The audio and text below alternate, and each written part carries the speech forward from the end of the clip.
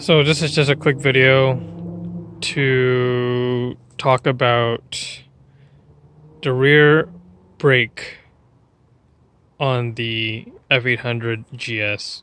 So this last weekend, Colin and I went for a ride, and he noticed that my rear brake light was on all the time. And we tried to figure out if it was something loose, but it's not. It wasn't the switch on the handlebar brake. And this seemed to work okay.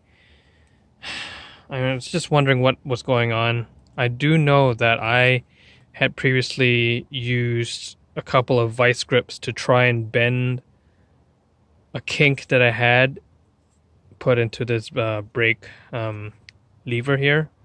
Because, yeah, I dropped the bike and I bent it and stuff. So anyway, I took this off.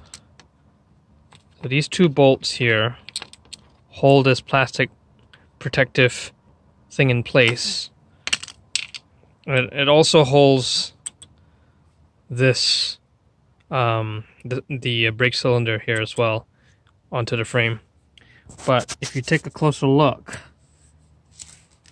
you can see that right there is the switch for the brake light.